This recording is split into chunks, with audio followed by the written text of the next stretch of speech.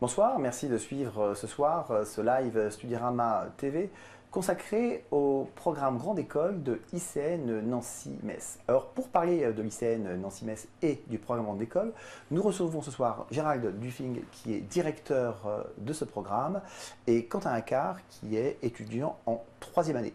Alors messieurs, merci d'être présents et d'avoir accepté de répondre aux questions des internautes et de la rédaction.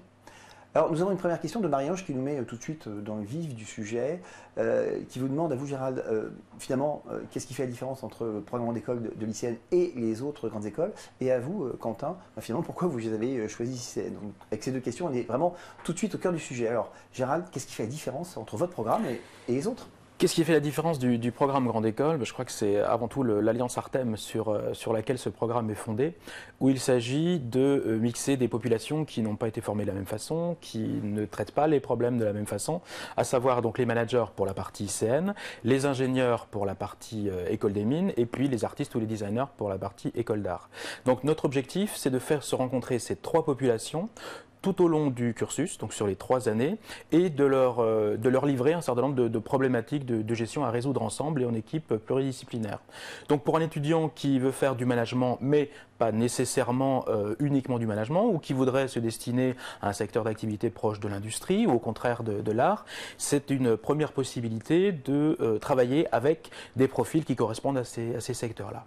Alors, beaucoup d'écoles parlent d'alliances, de double diplôme, alors soit avec des écoles d'ingénieurs, soit sur des campus multiculturels, soit des alliances avec d'autres écoles. En quoi Artem est vraiment différent de tout Alors, ça ? Artem, c'est une alliance qui date de 1999. Donc, depuis 1999, les 3 écoles travaillent ensemble pour harmoniser leur programme. Le cœur du dispositif, c'est ce qu'on appelle les ateliers en 2e année, où les étudiants se retrouvent systématiquement tous les vendredis de l'année autour d'une problématique bien précise.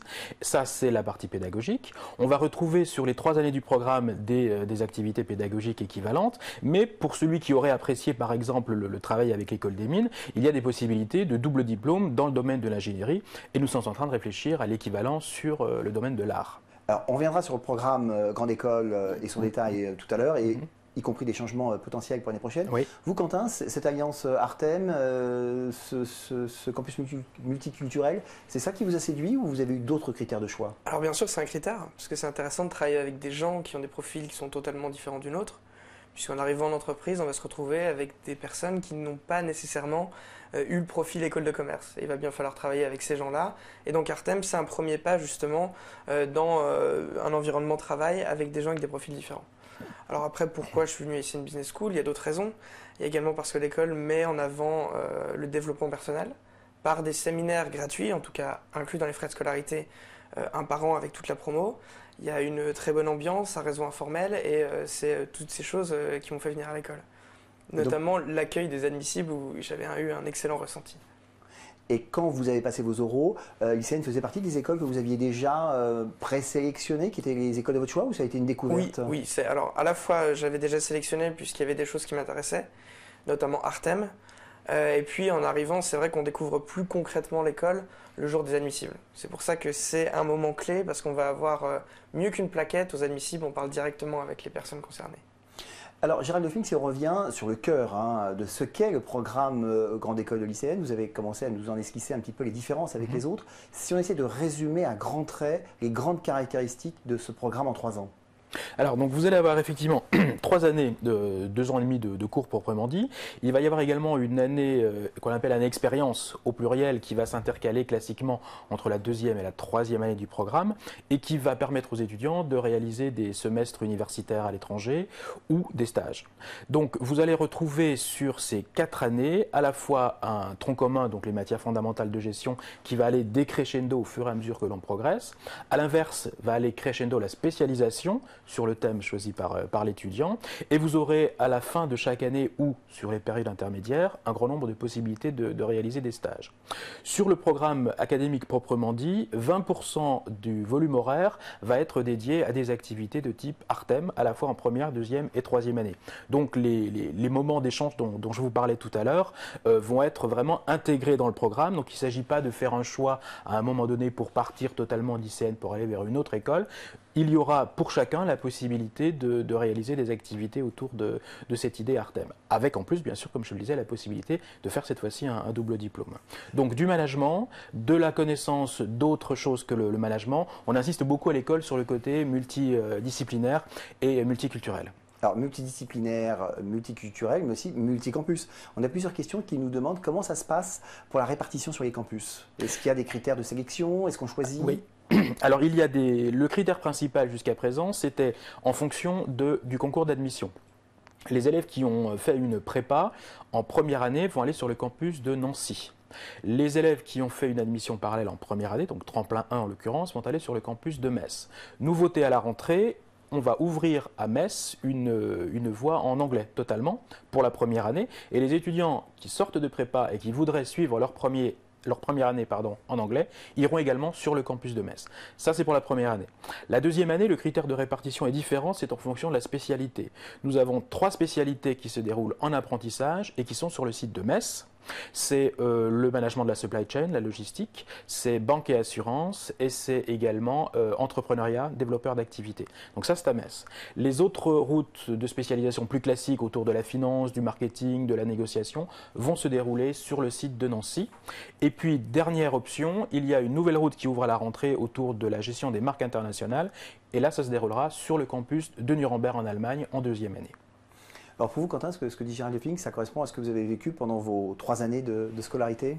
Exactement, voilà. Moi j'ai fait, donc je suis arrivé de classe préparatoire, et donc je suis arrivé directement sur le campus de Nancy, et toute ma scolarité s'est effectuée sur le campus de Nancy.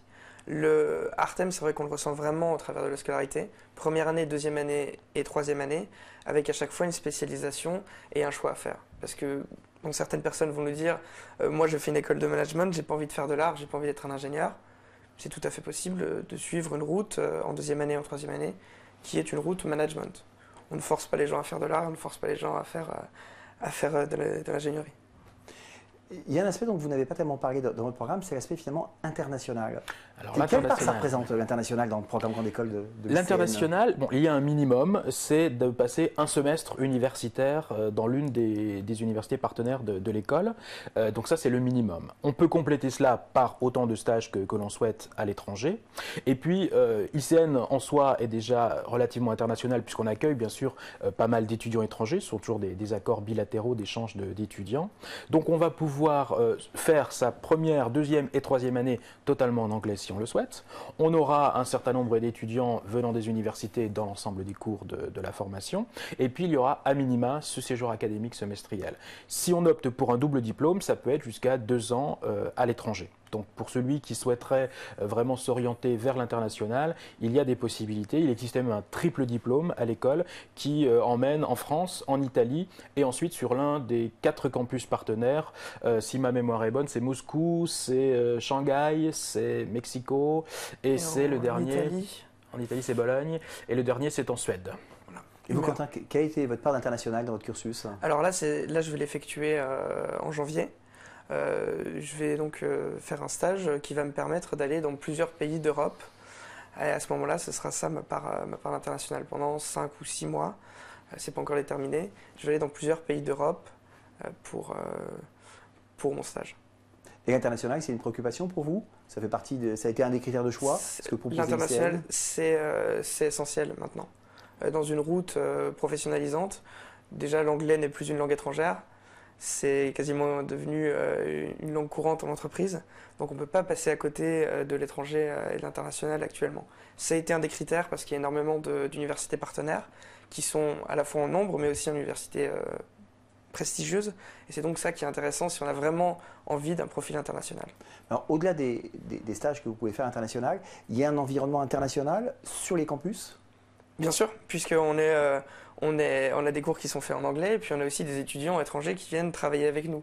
Donc dans les travaux de groupe, on a des étudiants étrangers qui sont directement en travail avec nous. Sans entrer dans les chiffres, ça représente une partie importante, les étudiants étrangers? On a, je crois, 400-500 étudiants étrangers chaque année sur le campus. D'accord. On a parlé donc du programme Grande École, accessible aux préparationnaires. On a plusieurs questions qui tournent autour de ce qu'on va appeler les admissions parallèles. L'ICN propose aussi des places dans ces programmes pour ceux qui viendraient de cursus différents, type Ouais. licence, universitaire ou autre formation? Oui, tout est fondé sur les concours d'Écricom, donc prépa, concours Écricom prépa, c'est à peu près 225 places en première année. Ajoutez à cela le concours Tremplin 1 pour les titulaires d'un BTS ou d'un DUT, c'est à peu près 85 places en première année. Et puis à partir d'une licence ou au-delà, on accède à la deuxième année par le concours Tremplin 2, et là on a cette année entre 110 et 115 étudiants qui nous ont rejoints. Donc nous on est très favorable aux admissions parallèles, même si ça reste en nombre inférieur aux préparationnaires, parce que c'est la possibilité pour nous d'avoir des étudiants qui ont déjà ce côté pluridisciplinaire. Par exemple, un étudiant qui a fait un BTS dans totalement autre chose que le management va apporter un plus à la formation. Vous pourriez nous dire rapidement quelles sont les épreuves et critères d'admission? Alors, les épreuves pour les admissions parallèles. Pour les admissions parallèles, oui. Alors, on va retrouver de l'anglais à la fois à l'écrit et à l'oral, on va retrouver du résumé de texte, on va retrouver des tests de logique de type tâche BAJ ou tâche 2, et puis on va retrouver l'épreuve la plus coefficientée qui est l'entretien de motivation qui se déroule à l'école. Et pour l'oral? Alors pour l'oral, il s'agit tout simplement de parler de soi, d'exprimer ce qu'on a compris d'ICN, ce qu'on peut y faire, ce qu'on souhaite y faire. Il n'est pas question nécessairement d'aborder un projet professionnel totalement ficelé. On sait pertinemment que c'est très difficile, que tout le monde n'a pas une idée précise de ce qu'il souhaite faire à la sortie de l'école. Et puisque nous proposons un programme généraliste, on va naturellement laisser à l'étudiant le soin de découvrir tous les secteurs et tous les métiers possibles afin de faire son choix. Donc c'est un entretien qui va vraiment être centré sur la personnalité du candidat et pas ni sur ses connaissances, puisque ça a déjà été testé par l'écrit, ni sur son projet professionnel. Naturellement, un étudiant qui a un projet professionnel va aborder ce thème-là et les instructions que nous donnons au jury, c'est d'aller sur le terrain de l'étudiant pour parler avec lui de ce qu'il souhaite évoquer. On va revenir à l'international, puisqu'on a parlé de ces possibilités-là. Paul nous demande si vous avez des campus à l'étranger. Et c'est vrai qu'aujourd'hui, il y a beaucoup d'effets d'annonce d'écoles qui annoncent ouvrir des campus un peu partout dans le monde. Alors, il y a un campus à l'étranger qui est celui de Nuremberg, mais la politique de l'école est plutôt d'envoyer les étudiants sur des universités partenaires. L'idée, c'est pas de reproduire ICN à l'étranger, c'est vraiment donner la possibilité à un étudiant d'être immergé dans un environnement totalement différent de ce qu'il a pu connaître. Donc, il y a effectivement un campus à Nuremberg, un autre est en train d'ouvrir en Chine, mais plus pour la formation continue. Le modèle international d'ICN, c'est vraiment se fondre dans une université partenaire. Il y a plus de 130 universités, 131 je crois. En termes de diversité géographique et thématique, je pense que chacun pourra trouver son bonheur. Et l'idée, c'est vraiment de partir ailleurs. Vous avez des destinations préférées, Quentin, pour partir étudier et faire... Alors pas nécessairement, mais je sais qu'il y a des personnes qui sont très intéressées, notamment pour partir en Russie ou MGIMO. Il y en a qui sont très attirés par les États-Unis, on a des universités partenaires aux États-Unis. L'important en fait chez nous, c'est que on a mis l'accent sur le fait qu'il est possible de partir à peu près partout dans le monde. Et en plus, l'avantage qu'a ICN Business School, c'est qu'on a plus de places dans les universités partenaires que de personnes qui demandent. Donc chaque personne, quand il rentre à ICN Business School, s'il fait le choix de partir à l'étranger, il en aura la possibilité. Et ça, c'était un gros point fort. On vous demande si vous avez des partenariats spécifiques au Luxembourg pour des formations qui sont tournées autour de la finance. Alors, pas directement autour de la finance au Luxembourg. Il y en a une effectivement sur le management international.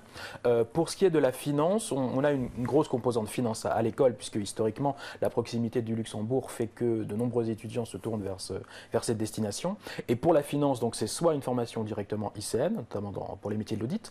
Pour l'expertise comptable, ce sera avec l'université, sur le CCA, en double diplôme. Et donc, il n'y a pas de formation typiquement finance pour le Luxembourg. En revanche, le nouveau programme donnera l'ensemble des équivalences nécessaires pour avoir l'Institut réviseur d'entreprise, pour avoir le certificat de l'Institut des réviseurs d'entreprise et donc travailler au Luxembourg.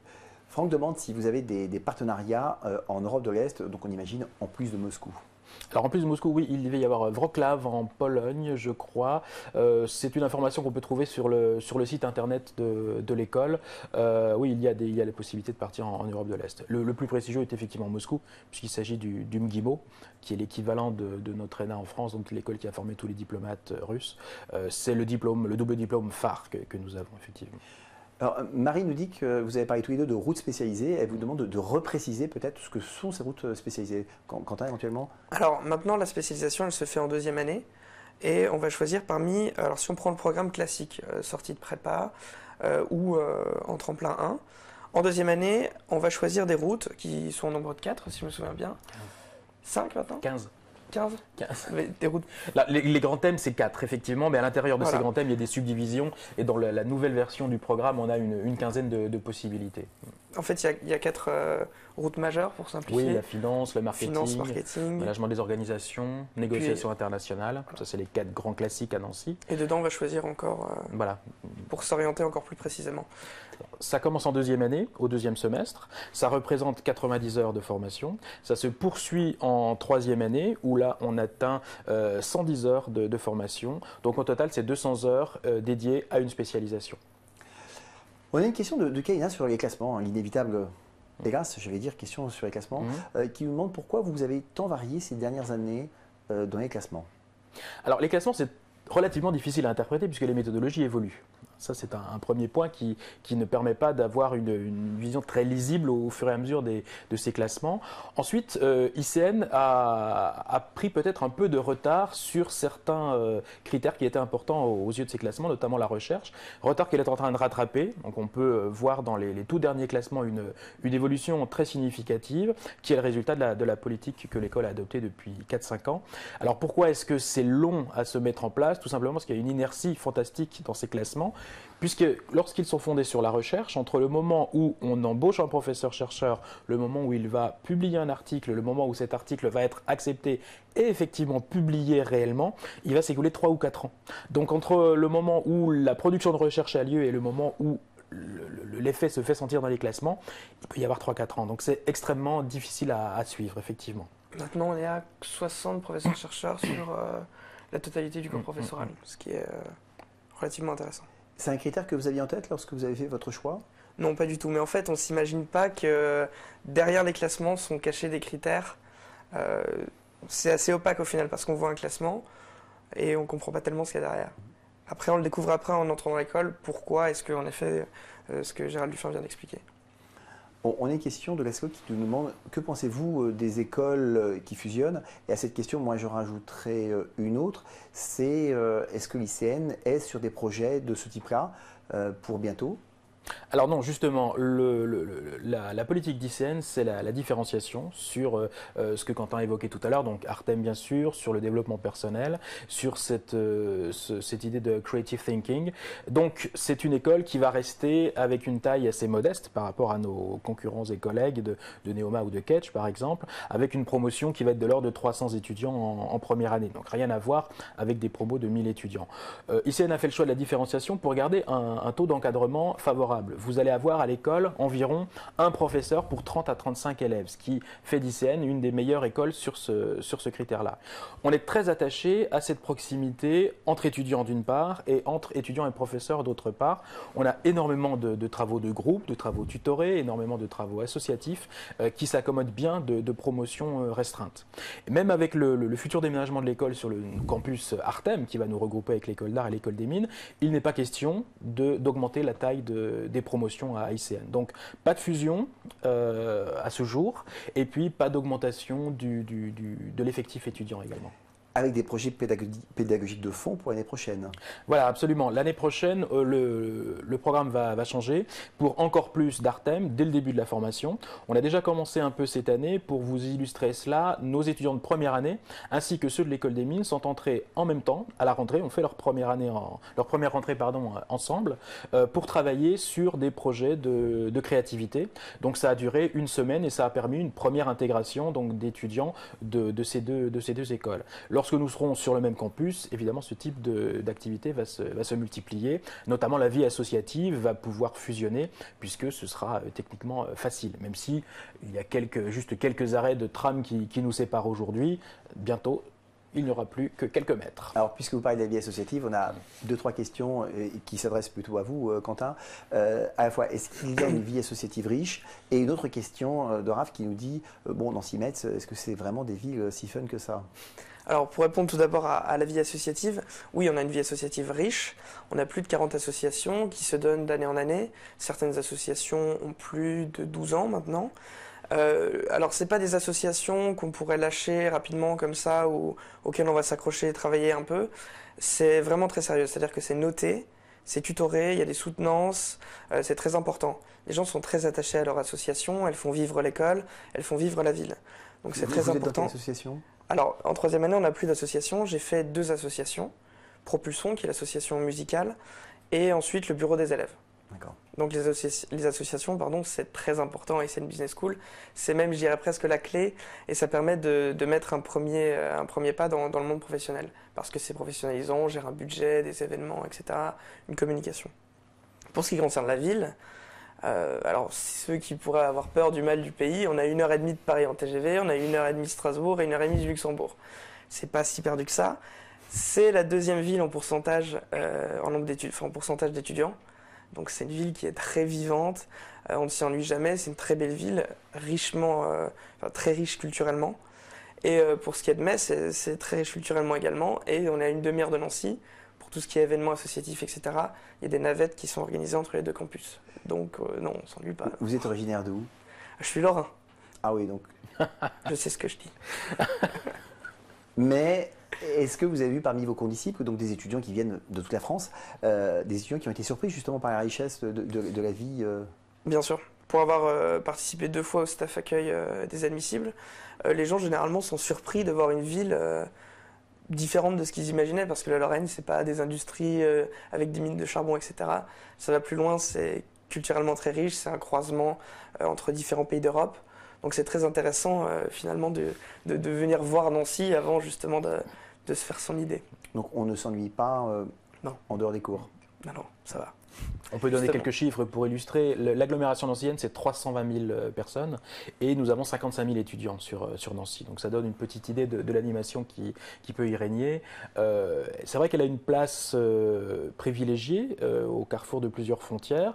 Les Vosges, donc pour ceux qui aiment la nature, ne sont pas très loin. On peut faire du ski pour le week-end assez facilement. Si on préfère l'eau, il y a pas mal de lacs également. La proximité de Paris, la proximité de Strasbourg vont être, je pense, des atouts. Et puis si on ne connaît pas la ville, un simple Google, on cherche Art Nouveau ou Place Stanislas et ça va déjà donner une petite idée de ce qu'on peut découvrir à Nancy. Je crois que c'est une ville qui mérite la visite. Donc c'est dit. Dans le cadre du programme, il y a une question qui revient souvent pour les internautes, c'est l'alternance ou l'apprentissage. Qu'est-ce que vous proposez comme cursus et quelles sont les possibilités de suivre votre cursus en apprentissage ou en alternance? Alors on peut suivre en apprentissage ou en alternance à partir de la 2e année. Alors là on part nécessairement pour 2 ans, 2e et 3e année. Ça va se passer sur le site de Metz sur 3 thématiques, banque et assurance, gestion de la supply chain, la logistique, et puis créateur développeur d'activités pour ceux qui auraient envie de monter leur propre entreprise. Donc ça va être un rythme d'alternance qui est en général de 5 semaines à l'école, 5 semaines en entreprise. Et oui, c'est tout à fait possible, mais à partir de la 2e année seulement, pas en première année. C'est vous qui trouvez l'entreprise? Alors, il y a plusieurs possibilités. Sur la supply chain, par exemple, comme la Lorraine est un territoire où il y a pas mal d'entreprises dans le domaine de la logistique, on va pouvoir aider les étudiants à trouver une entreprise. Il y a une base de contact, bien sûr, qui est à leur disposition. Néanmoins, ça reste un projet très personnel de trouver une entreprise qu'il faut bien garder à l'esprit. C'est que l'apprentissage, ce n'est pas l'école qui a un nombre de places à distribuer à d'éventuels candidats, mais c'est plus exactement un candidat qui va être dans un vrai processus de recrutement, puisqu'il faut bien garder à l'esprit qu'il s'agit de devenir salarié de cette entreprise. Donc c'est l'étudiant qui doit tout d'abord convaincre l'entreprise de la qualité de sa candidature, même si l'école a pu lui donner le contact. On peut cumuler un job étudiant et des études, Quentin? Oui, je pense que c'est possible. C'est tout à fait possible. En termes d'heures de cours, c'est faisable. À mon sens, je connais même des camarades qui l'ont fait, donc c'est possible. On parle beaucoup de l'irruption des nouvelles technologies dans l'enseignement. Comment ça se traduit à l'ICN au quotidien? Alors on a accès à plusieurs bases de données qui sont par exemple le Cross Knowledge ou Data Monitor. On a des salles informatiques avec un accès au réseau. Le plus important en fait c'est ces bases de données qui sont totalement modernes. C'est des solutions d'apprentissage comme Cross Knowledge. C'est vraiment c'est des choses dans lesquelles on est avec une plateforme étudiante, etc. Qu'est-ce que vous avez trouvé à l'ICN et que vous n'attendiez absolument pas finalement? Un réseau informel très important, qui est dû à l'ambiance par exemple, parce que quand on parle de réseau étudiant, souvent, on parle simplement d'un annuaire étudiant. Des anciens. Des anciens, par exemple. L'avantage qu'il y a à ICN, que j'ai totalement découvert, c'est que tout le monde se connaît. Et non seulement tout le monde se connaît dans la promo, mais également entre les promos. Et on va connaître également des personnes qui sont sorties de l'école depuis 3, parfois 4 ans. Donc ça, c'est très intéressant d'avoir encore cette proximité avec des anciens qui reviennent pour des événements ou qui reviennent participer à la vie associative. Et ça, c'est très intéressant. Et qu'est-ce que vous pensez faire à l'issue de cette 3e année? Vous allez poursuivre un peu vos études? Vous allez rentrer dans la vie active tout de suite? Je compte rentrer dans la vie active tout de suite. Et j'ai normalement une piste qui devrait se développer assez rapidement.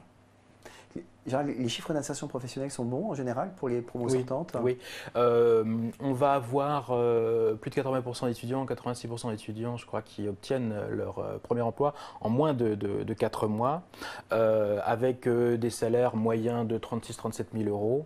On passe allègrement à 43-44 000 euros si la carrière débute à l'étranger. Donc oui, malgré la situation économique un peu moins favorable que les années précédentes, on va quand même retrouver des chiffres d'insertion qui laissent à penser que les étudiants seront contents de leur formation. Que les entreprises continuent à faire confiance à ce profil ICN. C'est pas un de mes soucis en tout cas pour le moment. Est-ce que ça s'explique aussi par le fait que vous mettez en place éventuellement des sessions de training, du coaching, c'est-à-dire quelque chose vraiment pour aider vos étudiants, non pas à trouver un emploi, mais à se présenter le mieux et à mieux valoriser leur expérience? Alors il y a un accompagnement personnel de chaque étudiant par un tuteur qui va connaître dès le début de sa scolarité, qui le suivra jusqu'à la fin. Et puis il y a surtout des activités pédagogiques qui sont extrêmement professionnalisantes. Quentin a évoqué les associations. Il est vrai qu'à ICN, elles ne sont pas facultatives, elles font partie intégrante du cursus et ça se gère comme une micro-entreprise. Donc quand il s'agit d'aller démarcher pour trouver des sponsors, quand il s'agit de contractualiser, ça donne énormément d'occasions d'être en situation réelle. Donc on va avoir des diplômés relativement à l'aise. Également sur les stages, de nombreuses possibilités de faire des stages. Si on cumule l'intégralité des possibilités de faire des stages, on arrive quand même à 24 mois de stage à l'issue du cursus, ce qui est énorme. Sur les 3 ans de scolarité. Oui, 4 ans. Il faut ajouter à cela l'année expérience entre la 2e et la 3e. Et là, on arrive à 24 mois. Donc, ça fait des étudiants qui sont vraiment prêts pour aller chercher leur premier emploi. Il y a une question pour vous, Quentin de Kimberley, qui nous demande s'il y a un réseau d'élèves au sein de l'ICN. Mais oui, vous avez répondu. Bien sûr, c'est un réseau qui est informel. Il y a aussi un réseau formel qui est l'association des anciens diplômés et des jeunes diplômés. Donc il y a vraiment cette mentalité de réseau à ICN. Isa nous parle de séminaires spéciaux qui sont organisés par l'ICN. C'est quoi ces séminaires spéciaux? Alors c'est une des composantes de ce qu'on appelle le développement personnel. On va avoir sur chacune des années du programme un séminaire en dehors de l'école sur un thème bien précis. Alors en première année, c'est entreprise de soi, c'est le nom du séminaire, où il s'agit de se connaître tout simplement, de savoir un peu quels sont nos points forts, nos points faibles, comment les autres nous voient, donc en apprendre sur soi. En deuxième année, ça va être esprit d'équipe, donc c'est un peu la même chose, en apprendre sur soi-même, mais cette fois-ci à l'intérieur d'une équipe. Qui est-ce qu'on est? Le leader, le suiveur, et puis comment on se voyait également, c'est peut-être différent de la réalité. Et en troisième année, le moment de faire le point et d'affronter le monde du travail, donc là c'est un séminaire qui s'appelle pilotage de carrière, où on va faire un bilan sur sa formation et on va donc se préparer à rechercher son premier emploi. Ça se passe toujours en dehors de l'école. En première année, on part dans les Alpes du Sud, en deuxième année, on est dans les Vosges, et en troisième année, cette année, nous étions à Prague. Quentin, ça explique Gérald, c'est ce que vous avez vraiment vécu? Exactement. Alors en première année, on part toute la promotion aux OR. Donc c'est vraiment un moment où on va souder vraiment tous les élèves. Et c'est là qu'on va vraiment avoir une mentalité de promotion qui suivra toute notre scolarité. Il va y avoir des activités qui vont permettre de nous connaître, de connaître les autres, etc. En deuxième année, c'est vraiment esprit d'équipe. C'est-à-dire qu'il parlait d'esprit d'équipe, mais concrètement, on nous met en équipe de 7 ou 8 pour réaliser des activités en extérieur. On nous met généralement avec des gens avec qui on n'a pas fait d'association, etc.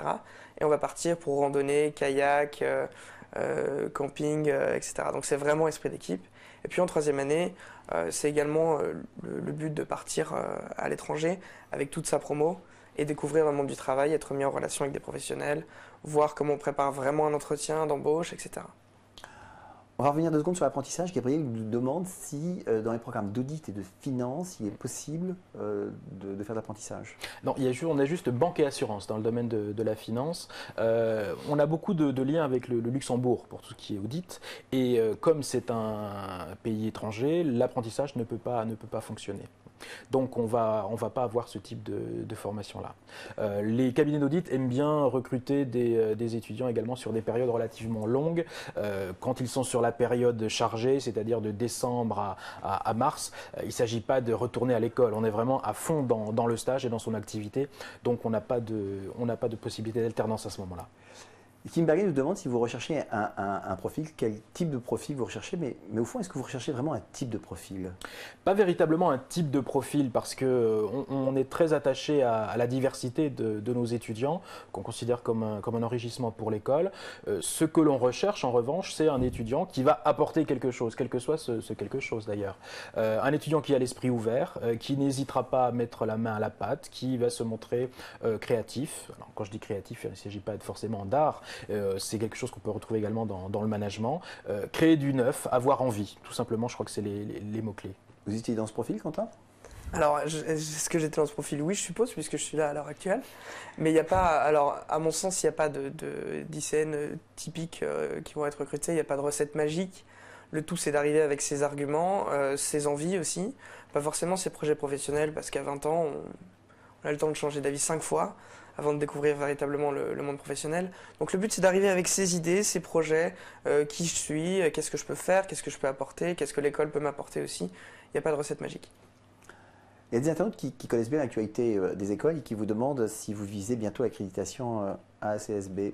Oui, elle est en cours d'obtention. C'est une accréditation qui est relativement longue à obtenir puisque elle nous oblige à mettre en place tout un système qui s'appelle Assurance of Learning, donc montrer qu'on a défini exactement quelles étaient les connaissances que nos étudiants doivent acquérir et montrer surtout qu'on a mis en place tout ce qu'il fallait et qu'on a vérifié qu'ils avaient acquis ces connaissances. Et pour nous donner l'accréditation, avant de pouvoir se présenter à l'accréditation, ACSB exige qu'on ait passé 2 boucles. C'est comme ça qu'ils appellent le processus, donc ce qui correspond à 2 années académiques entières. Nous avons passé la première année, la deuxième est en cours, ce qui veut dire qu'à la fin de cette année scolaire, on va pouvoir se présenter à l'accréditation. Le temps que l'audit soit réalisé par ACSB, ça devrait être obtenu aux alentours de fin 2015, on va dire, en même temps que notre déménagement sur le campus Ardenne. Donc la triple couronne pour bientôt. Oui, absolument. En termes de logement, parce que vous parliez déménagement, en termes de logement, il y a des facilités? C'est simple pour trouver un logement sur la ville?